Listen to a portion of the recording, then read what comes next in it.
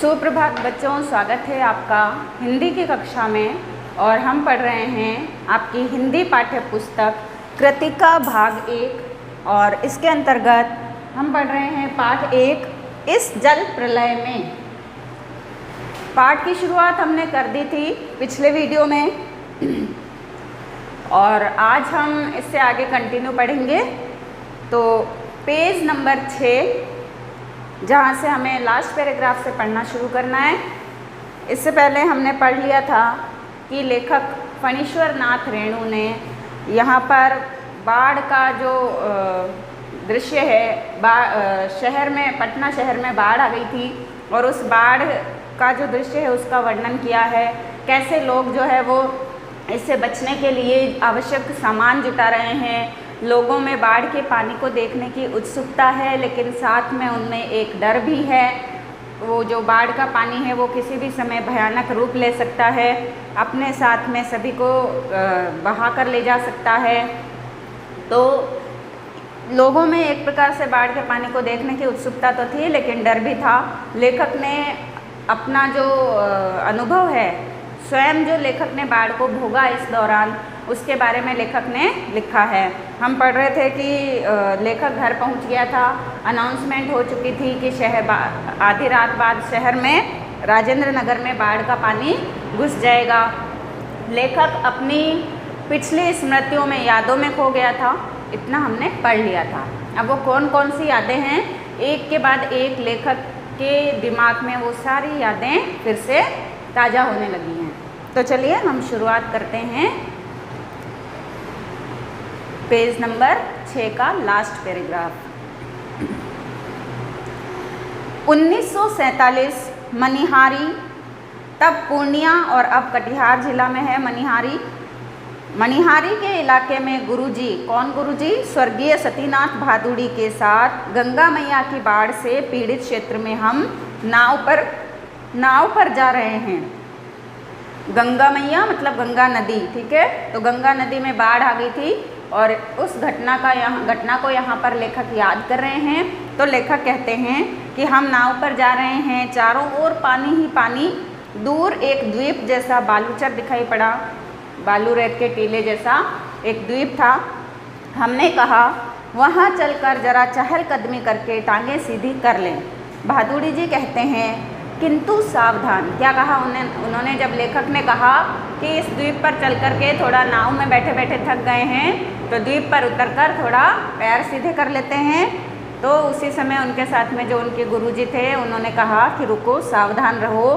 ऐसी जगहों पर कदम रखने के पहले यह मत भूलना कि तुमसे पहले ही वहाँ हर तरह के प्राणी शरणार्थी के रूप में मिलेंगे और सचमुच चींटी से लेकर सांप, बिच्छू और लोमड़ी सियार तक यहाँ पनाह ले रहे थे। चारों तरफ भयंकर बाढ़ से क्षेत्र घिर चुका था और वो जो ऊंचा बालू का सा टीला द्वीप के जैसा दिखाई दे रहा था, बस वही एक ऊंची भूमि का भाग था जो थोड़ा बाढ़ के पानी से बचा रह गया था। और उसके ऊपर जाहिर सी बात है कि बचने के लिए तो सभी को स्थान चाहिए, और जो सुरक्षित स्थान दिखता है उस तरफ तो चाहे कोई प्राणियों में, चाहे कोई वो जानवर हो या फिर इंसान हो, तो सभी उस तरफ भागते हैं अपने प्राण बचाने के लिए। तो इसीलिए जो इनके गुरुजी थे उन्होंने उनको सावधान कर दिया था कि इस जगह तुम अकेले ही नहीं हो, बल्कि सभी प्रकार के प्राणी तुम्हें मिलेंगे। और सच में जब लेखक ने वहाँ पर जाकर देखा तो वहाँ पर चींटी से लेकर सांप, बिच्छू, सियार, लोमड़ी आदि तक सभी उनको दिखाई दिए। भादुड़ी जी की हिदायत थी कि हर नाव पर पकाही घाव क्या होता है? पकाही घाव होता है पानी में अधिक समय तक जब हमारे पैर रहते हैं तो हमारे पैरों की उंगलियां वगैरह जो है वो सड़ने लगती है उस पानी के कारण से, उससे कहते हैं पकाही घाव। तलवों में भी घाव हो जाता है, तो पकाही घाव की दवा, दिया सलाई की डिबिया और केरोसिन तेल रहना चाहिए। उन्होंने क्या बताया? उन्होंने ये हिदायत दी, उनको ये बताया कि हर नाव में पकाही घाव की दवा होनी चाहिए, दिया सलाई मतलब कि माचिस होनी चाहिए, इसके साथ ही केरोसिन होना चाहिए। सचमुच हम जहाँ जाते खाने पीने की चीज़ से पहले पकाही घाव की दवा और दिया सलाई की मांग होती थी। पकाही घाव जब बहुत ज़्यादा ये घाव हो जाता है, बहुत गहरा हो जाता है, तो उससे क्या है कि हमारी त्वचा सड़ने लगती है और कभी कभी ये भीषण भयंकर बीमारी का रूप भी धारण कर लेती है। और इसीलिए खाने पीने की चीज़ों से भी पहले इसका इलाज करना बहुत ज़रूरी था, इसका ध्यान रखना बहुत ज़रूरी था, और इसीलिए इससे बचाव की जो आवश्यक चीज़ें थी वो साथ में लेने की उन्होंने हिदायत दी थी। तो ये एक घटना है जिसका वर्णन इन्होंने गंगा नदी में जब बाढ़ आई थी 1947 में, उसका वर्णन किया है। और इसके बाद में एक घटना और है जिसके बारे में इन्होंने बताया। ऐसे करके बहुत सी घटनाएं हैं। बाढ़ इन्होंने पहले ही जिक्र कर दिया था लेखक ने कि बाढ़ के दौरान ये स्काउट गाइड के रूप में सहायता देने के लिए जाते रहते थे ऐसे क्षेत्रों में। तो 1949 उस बार महानंदा की बाढ़ से घिरे वापसी थाना के एक गांव में हम पहुँचे। महानंदा नदी की बाढ़ से वापसी थाना इलाका है जो घिर गया था, उसका एक गांव पूरा डूब में आने वाला था। हमारी नाव पर रिलीफ के डॉक्टर थे, उनकी नाव पर डॉक्टर थे सारे जो वहां सहायता करने के लिए गए थे। गांव के कई बीमारों को नाव पर चढ़ाकर कैंप में ले जाना था। गांव के एक बीमार नौजवान के साथ उसका कुत्ता भी कुई कुई करता हुआ नाव पर चढ़ाया। वो जो डॉक्टर थे, वहाँ जो भी बीमार लोग थे गांव में, जब बाढ़ आती है तो आपको पता है महामारियाँ लेकर आती है, बहुत सी बीमारियाँ लेकर के आती है साथ में। तो गांव में ऐसे बहुत सारे बीमार थे जिनको नाव पर चढ़ा करके सुरक्षित शिविरों में ले जाना था, कैंप में ले जाना था, उन डॉक्टर्स का ये काम था। तो एक घटना का यहाँ पर वर्णन करते हुए लेखक कहते हैं कि एक बीमार नौजवान के साथ उनका एक कुत्ता कोई कोई करता हुआ नाव पर चढ़ गया और डॉक्टर साहब कुत्ते को देखकर भीषण भयभीत हो गए। एक डॉक्टर थे जो कुत्ते को उन्होंने देखा और वे डर गए उससे बुरी तरह से, और डॉक्टर साहब भयभीत हो गए और चिल्लाने लगे, अरे कुकुर नहीं, कुकुर को भगाओ। बीमार नौजवान छप से पानी में उतर गया। जैसे ही डॉक्टर ने कहा कि इस कुत्ते को नाव से भगाओ, इसको हटाओ यहाँ से, तो वो जो बीमार था व्यक्ति वो छपाक से नाव से नीचे उतर गया। हमार कुकुर नहीं जाएगा तो हम हूँ नहीं जाएंगे। वो बीमार था लेकिन फिर भी उसको अपनी नहीं बल्कि अपने कुत्ते की चिंता थी, और उसने क्या कहा कि ठीक है, फिर यदि मेरा कुत्ता नहीं जाएगा तो मैं भी इस नाव में नहीं जाऊंगा। परमान नदी के बाढ़ में डूबे हुए एक मुसहरी में हम राहत बांटने गए। अब दूसरे नदी में जो बाढ़ आई थी, ठीक है, परमान नदी में, तो वहाँ की एक बात ये बता रहे हैं, वहाँ पर उनको खबर मिली। देखिए इससे पहले आप इसको अंडरलाइन कर लीजिए, ये कुत्ते वाली जो घटना है इसमें वो जो व्यक्ति है, जो बीमार व्यक्ति था, बीमार नौजवान था, वो जब कुत्ते को उतारने की बात की गई नाव से डॉक्टर के द्वारा, तो बीमार व्यक्ति स्वयं कुत्ते से पहले नाव से नीचे उतर गया और उसने कह दिया कि यदि मेरा कुत्ता नहीं जाएगा तो मैं भी नहीं जाऊँगा।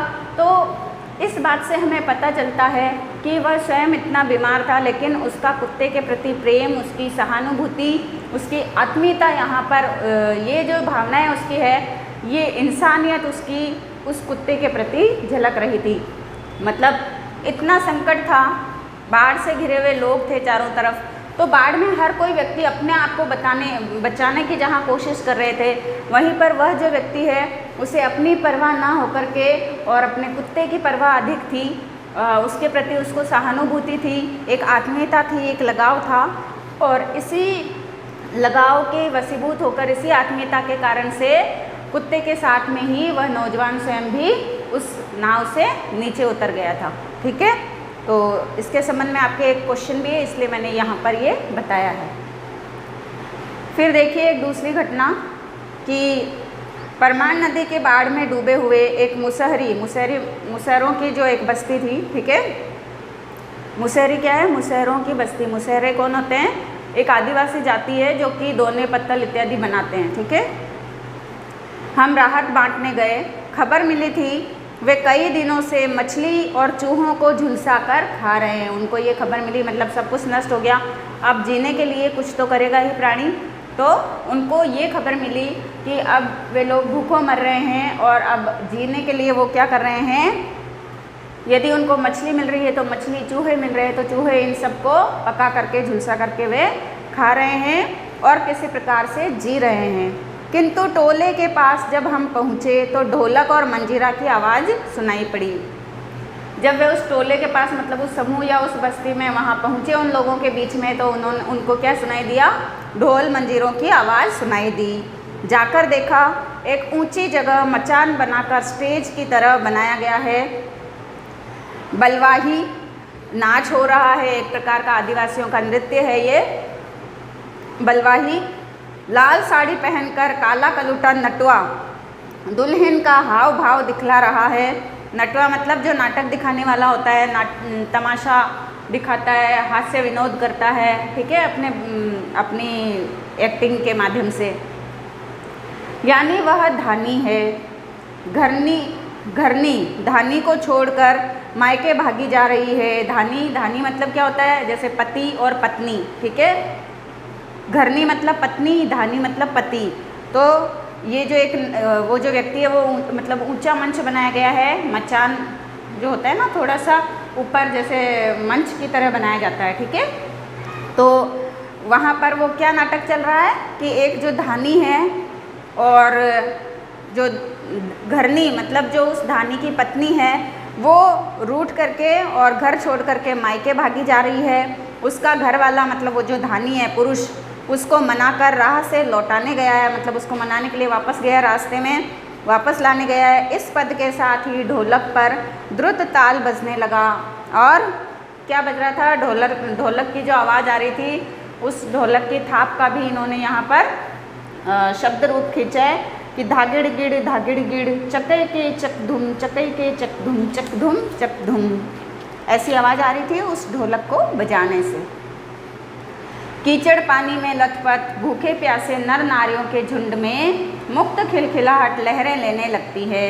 ऐसे चारों तरफ जहाँ कीचड़ पानी हो रहा है, सभी उसमें लथपथ हैं, भूखे प्यासे हैं सभी लोग, चाहे वो स्त्री हैं चाहे वो पुरुष हैं।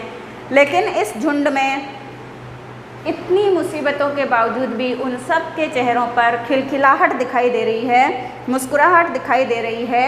हम रिलीफ बांट कर भी ऐसी हंसी उन्हें दे सकेंगी क्या? लेखक सोच रहे हैं, लेखक कहते हैं कि हम जो उनको ये रिलीफ मतलब जो राहत सामग्री दे देंगे, लेकिन क्या राहत सामग्री देकर के भी हम ऐसी प्रसन्नता, ऐसी मुस्कुराहट उनके मुख पर ला पाएंगे जैसी वे अपने प्रयासों के माध्यम से कर रहे हैं? मतलब इतनी मुसीबत में घिरे होने के बाद भी वे उससे हताश, परेशान या निराश नहीं हो रहे हैं, बल्कि अभी भी अपने प्रयासों के द्वारा वे जिंदगी के प्रति उनमें एक सकारात्मक रवैया है और इसी कारण से वे हंस रहे हैं, ठीक है। शास्त्री जी आप कहाँ हैं? बलवाही नाच की बात उठते ही मुझे अपने परम मित्र, कौन शास्त्री जी?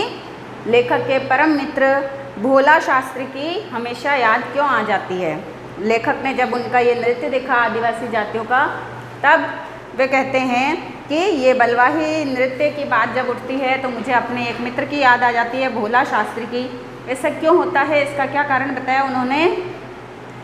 यह एक बार 1937 में 1937 में सिमरवनी शंकरपुर में बाढ़ के समय नाव को लेकर लड़ाई हो गई थी।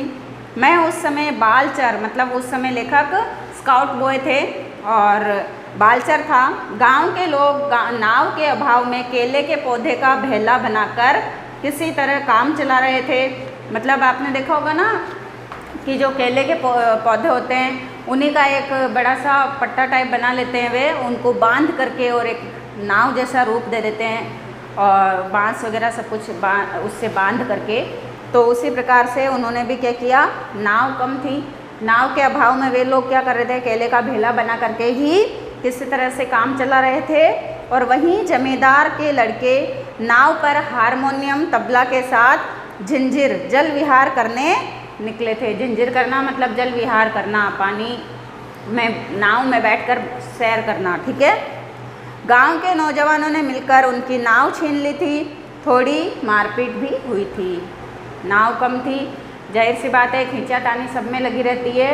और जब जो जमींदार के लड़के हैं वे हारमोनियम तबला आदि लेकर के और नौका विहार के लिए निकले, जल विहार के लिए निकले, तो वहीं पर गांव के कुछ नौजवान थे जिन्होंने उनसे मारपीट की और उनकी नाव उनसे छीन ली। अब इनको फिर से याद आया कि और 1967 में जब पुनपुन का पानी राजेंद्र नगर में घुस आया था, पुनपुन नदी, ठीक है, एक नाव पर कुछ सजे धजे युवक और युवतियों की टोली किसी फिल्म में देखे हुए कश्मीर का आनंद घर बैठे लेने के लिए निकली थी। 1967 में जब पुनपुन नदी में बाढ़ आई थी, उसमें उन्होंने ये भी देखा था कि एक नाव पर कुछ जो नौजवान हैं, चाहे उनमें युवक युवतियाँ सब शामिल थे, बढ़िया से सजे धजे थे और जिस प्रकार से फिल्मों में दिखाया जाता है, कश्मीर का झील का दृश्य दिखाया जाता है, वहाँ पर नाव में सुंदर सुंदर सजी धजी नाव में बैठ करके और लोग घूमने के लिए निकलते हैं उन झीलों में, उसी प्रकार से वे उस नदी में नाव में बैठकर घूमने के लिए निकल पड़े थे। नाव पर स्टोव जल रहा था, केतली चढ़ी हुई थी, बिस्कुट के डिब्बे खुले हुए थे, एक लड़की प्याली में चम्मच डालकर एक अनोखी अदा से नेस्कैफ़े के पाउडर को मथ रही थी। नेस्कैफ़े मतलब कॉफ़ी बनाने के लिए वो क्या कर रही थी कि एक प्याली में चम्मच डाल करके और वो उसको फेंट रही थी, कॉफ़ी को फेंट रही थी, एस्प्रेसो बना रही थी शायद, मतलब एक प्रकार की विशेष कॉफ़ी जिसे कहते हैं, ठीक है, वो बना रही थी। और दूसरी लड़की बहुत मनोयोग से कोई सचित्र और रंगीन पत्रिका पढ़ रही थी। एक दूसरी लड़की थी जो किसी रंगीन पत्रिका को पढ़ने में खोई हुई थी। एक युवक दोनों पाँवों को फैलाकर बांस की लग्गी से नाव खे रहा था। एक लड़का था जो क्या कर रहा था, दोनों पैरों को उसने नाव में फैला रखा था और बांस की लग्गी से उस नाव को खेता जा रहा था। दूसरा युवक पत्रिका पढ़ने वाली लड़की के सामने अपने घुटने पर कोहनी टेक कर कोई मनमोहक डायलॉग बोल रहा था। और कोई दूसरा लड़का जो है वो क्या कर रहा था, वो जो लड़की पत्रिका पढ़ रही थी उसी के सामने घुटनों पर बैठ करके कोई डायलॉग बोल रहा था। पूरे वॉल्यूम में बजते हुए ट्रांजिस्टर पर गाना आ रहा था, हवा में उड़ता जाए मेरा लाल दुपट्टा मलमल का। हमारे ब्लॉक के पास, मतलब कोई रेडियो चल रहा था और रेडियो पर ये फिल्मी गाना बज रहा था। हमारे ब्लॉक के पास गोलंबर में नाव पहुंची थी कि अचानक चारों ब्लॉक की छतों पर खड़े लड़कों ने एक ही साथ किलकारियों, सीटियों, फप्तियों की वर्षा कर दी और इस गोलंबर में किसी भी आवाज़ की प्रतिध्वनि मंडरा मंडरा कर गूंजती है, ये इस बात का उल्लेख लेखक पहले ही कर चुके हैं। सो सब मिलाकर स्वयं ही जो ध्वनि संयोजन हुआ, मतलब उन सब की आवाज़ों को मिला करके, मतलब जो ध्वनि संयोजन हुआ, सबकी आवाज़ इस प्रकार से मिल गई कि उसे बड़े से बड़े गुणी संगीत निर्देशक बहुत कोशिश के बावजूद नहीं कर पाते। मतलब इस प्रकार से एक ऐसा ध्वनि संयोग हो गया कि इधर तो ट्रांजिस्टर बज रहा है, उसमें फिल्मी गाना चल रहा है, बाढ़ का पानी जो है उसमें युवक उस नाव में बैठे हुए हैं, कोई कुछ कर रहा है, कोई कुछ कर रहा है, कोई गा रहा है, कोई डायलॉग बोल रहा है।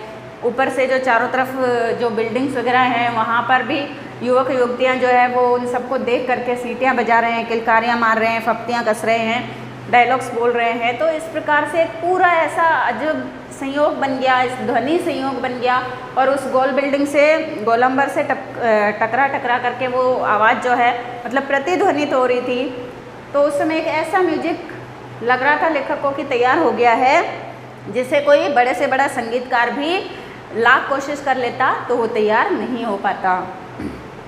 उन फूहड़ युवकों की सारी एग्जिबिशनिज्म तुरंत छूमंतर हो गई और युवतियों के रंगे लाल लाल होठ और गाल काले पड़ गए। नाव पर अकेला ट्रांजिस्टर था जो पूरे दम के साथ मुखर था, नैया तोरी मझधार होशियार होशियार। काहो मतलब कि अब क्या हुआ, वो जो युवक थे जो कि ऊपर से दूसरी जो बिल्डिंग्स हैं उन सब में से झांक करके और उस नाव में बैठे हुए युवक युवतियों पर फप्तियाँ कस रहे थे, तो उन सब की आवाज़ें सुन करके और उनका वो जो उन्होंने एक तरह से मतलब कह सकते हैं कि जो एग्जीबिशन लगा हुआ था एक तरफ से, ठीक है, प्रदर्शनी, उन सब का ऐसा प्रदर्शन देख करके और उन सब के मुँह से तुरंत हंसी गायब हो गई।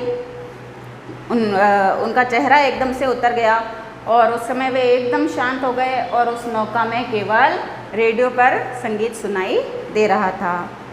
काहो राम सिंगार पनिया आ रहलो है, उहू न आ रहलो है। अब कोई व्यक्ति है जो किसी से वहीं की भाषा में पूछ रहा है कि कहो राम सिंगार क्या पानी आ रहा है, तो वो कहता है नहीं आ रहा है, वो इनकार करता है।